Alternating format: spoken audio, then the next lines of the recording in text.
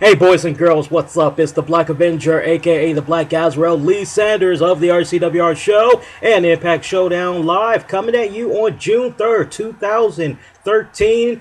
We got some wrestling news that we need to dive into. Hey, if you're checking this out for the very first time and you're not a subscriber and you enjoy the way that we're presenting the wrestling news for today, be sure to hit that subscribe button so that you, my good friend, never miss out on all the very latest in wrestling news coverage and beyond, as we're always hooking you guys up over here on our YouTube channel on a weekly basis. Let's dive right into it. Those of you were wondering for a few days since it was announced a couple of weeks ago that TNA President Dixie Carter, TNA Wrestling, they have made a huge signing which they have promised was going to shake up the foundation of TNA Wrestling, Impact Wrestling as we know it. Well, I wish there was a drum roll, but I'll have to work on that sound effect later. The big signing was revealed, and if you were a smart TNA wrestling fan, you've been watching the product long enough, you definitely know you need to sound a little bit optimistic when it comes to these so-called big signings, as in the past, they've been known to be somewhat disappointing. Well, take this for what it's worth, but the big signing is none other than former UFC light heavyweight champion Quentin Rampage Jackson, as he is joining forces with Bellator MMA and TNA Wrestling and Spike TV for this partnership. Now, I'm just going to read you part of the press release that TNA Wrestling, Spike TV, that they basically had released. You can read this in its entirety at our Facebook page over at InfinityOneProductions.com. And while you're at it, you could give that a like, give our page a like, as we're always posting a little bit of news that you can use. But I'll just read you part of it. Let me clear my throat. And it goes as follows.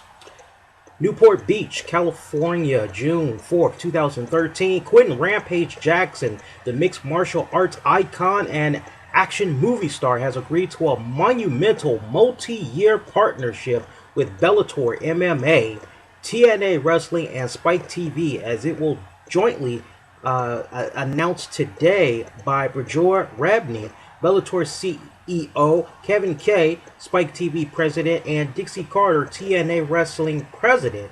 The landmark partnership includes Jackson competing in Bellator MMA along with joining the superstars of TNA's Impact Wrestling, which includes fellow Bellator fighter King Mo Lao. Spike TV will also create a special reality series featuring Rampage that will lead into his debut with Bellator, as well as other entertainment initiatives. Direct quote right here. Rampage is a true superstar both inside and outside the ring, MMA Cage Bellator CEO and chairman Bajor Rebney said.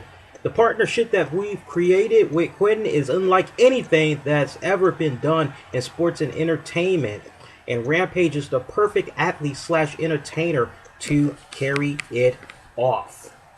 And now from the Spike TV president, Kevin Kay, who says, direct quote, "We are thrilled to create this opportunity for one of the greatest athletes and personalities in MMA.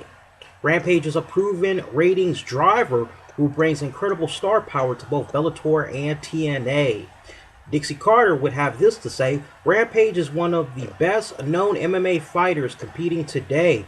He is a true crossover star, and his talent, big personality, and popularity among a wide range of fans make him an extraordinary fit for our company." Now, bear in mind that Jackson, 32 wins, 11 losses. He joins Bellator as a former Pride and UFC champion, having last fought on Spike TV back in September of 2007 in a fight against Dan Henderson that drew nearly 6 million viewers, making it one of the most watched fights in sports history. And if you recall, folks, 2 years later, Jackson would make his debut as a coach on Spike TV's UFC, The Ultimate Fighter Heavyweights, which was ranked the highest rated season by far in franchise history, delivering over just 3 million viewers per week. So take this for what it's worth. Let's marinate on that for a little bit. And okay, 1, 2, 3. Now let's dive right into it. You know, as TNA Wrestling in particular, I know they're trying to be team players, and I know Dixie Carter, she has just been fascinated with this idea of having MMA fighters be incorporated with the product for quite some time now. I get that, but you know, I just feel, with all due respect, Dixie Carter and crew, have you guys not learned from the past? I mean, let's not forget, and it's still fresh on my mind, the horrific debut of one Pac-Man Jones from 2007. Basically, this had went down. Remember, he's a football player. He had ended up joining the company after he was suspended from the NFL for 1 year. And he pretty much had used that time to pursue other interests. And just the way that he had came about on TNA, whew, y'all thought Claire Lynch was bad. My God, Pac-Man Jones was definitely right up there. Let's not also forget Bobby Lashley joining the company in 2009. He really could not juggle the two. He said that he wanted to do MMA, but then he also wanted to still wrestle.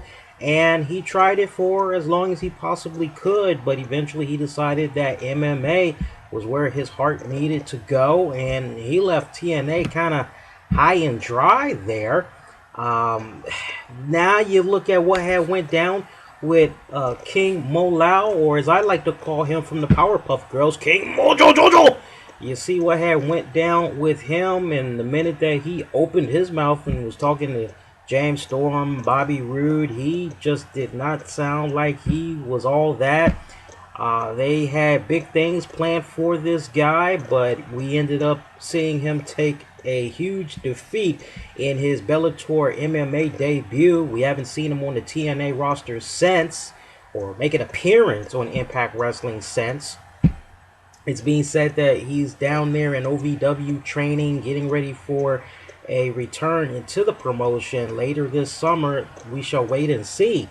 But man, I mean, honestly, I think that TNA Wrestling is just not learning from its past mistakes. I think that they have a great roster as it is. They just need to really start putting in that time on those younger guys and really put them on the map. I'm looking at guys like Joey Ryan that's not being utilized properly, who is just a wrestling sensation on the indie circuit. That's what pretty much had got him into Impact Wrestling, and he's just been ice cold after the initial maybe 3 months that they had this guy with the company.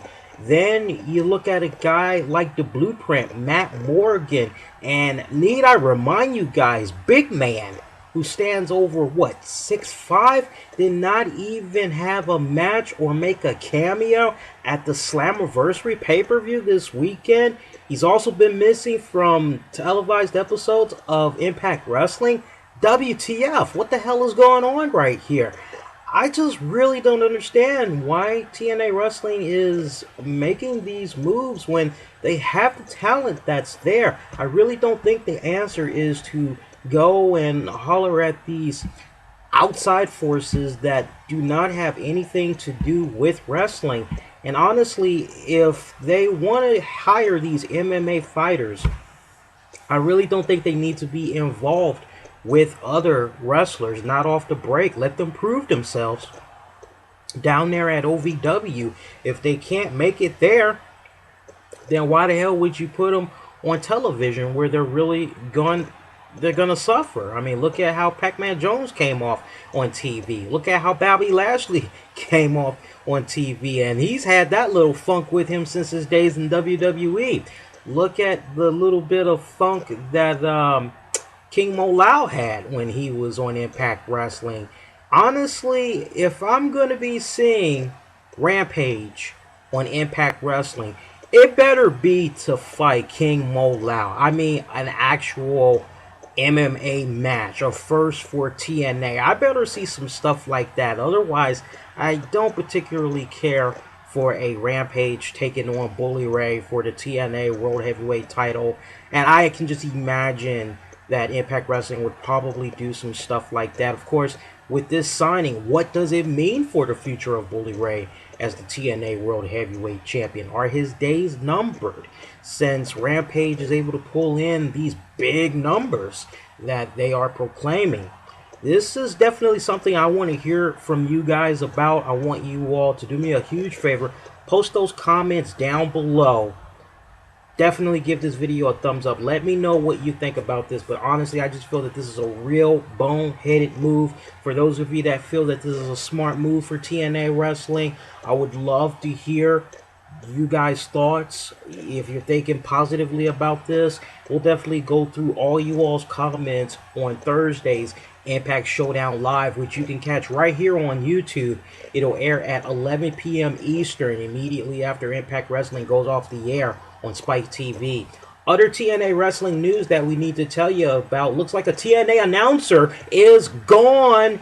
Yes, his 15 minutes of fame is as Todd Keneley, who had joined TNA Wrestling just earlier this year. If I'm not mistaken, I believe he popped up maybe around late January, maybe February. Somebody's probably going to look that up and they may correct me on that, and I appreciate the accuracy as much as possible. Thank you in advance. But it looks like Todd Keneley is out, and just the way that it had went down, as we're hearing the reports that he was told at Slammiversary that Slammiversary would be his last obligation to the promotion, and that they were done with him. So now it looks like we're going to be going back to a two-man panel between Mike Tenay and Taz. I definitely would like to know how you guys think of this. I know there's some of you out there that actually sided with Todd. Some of you felt that Todd was actually trying to call the action that was going on in the ring. I know there's a lot of you that passionately do not like Taz on commentating. Do you feel that TNA Wrestling made a bad move right here? Do you feel that they should have got rid of Taz possibly and kept Todd Keneley? Or do you feel that TNA Wrestling was smart getting rid of Todd Keneley? I definitely want to hear from you guys. And most importantly, would you guys be open to seeing a third man step in to Todd's place? If so, who would you like to see? Is Jeremy Borash somebody you'd like to see rejoin Taz and Mike Tenay? Or do you think it just needs to remain a two-man panel between Tenay and Taz? Personally, I miss freaking Don West. Don West was the freaking man. I love that guy. Personally, I would say if you're going to make it be a three-man panel after you get rid of Todd, why not see about having Don West come on back? Nobody tells a really damn good story in the ring there, and those facial expressions are priceless from Don. Bring him on back. But I definitely want to hear what you guys think about that. Personally, it doesn't really faze me. I thought that Todd Keneley's work, and I guess this opinion really depends on who all you ask. And remember, I don't have the final say in this. I'm not the judge, the executioner. This is just my honest opinion, and everybody's opinion may be different with Todd. But for me personally, Todd just really wasn't doing it. He did a decent job, but it wasn't enough to really reel me in and make me want to feel invested into what he was talking about. A lot of times it just went in one ear and out the other. So I personally am not going to miss him there. I really felt that he didn't quite hold his own with those guys. It just felt like he was completely out of his element. And I know that this was a move that was done by Jeremy Borash, as I remember the story very vividly. Jeremy Borash, somehow he ended up talking to Todd. I don't know if it was through social media or what have you, but the two of them, they were just clicking off really well. And then next thing you know, somehow Jeremy was able to get him in to TNA Wrestling. And then remember, there was those couple of weeks there where we saw the announce team alternate between the 2 hours. Hour one, we got Taz, Mike Tenay. Hour two, it was it was Jeremy Borash and Todd Keneley. And then hour two was Mike Tenay and Taz. So, you know, fortunately, that's just the way the cookie crumbles sometimes. Definitely leave those comments down below. We want to hear from you all on both topics.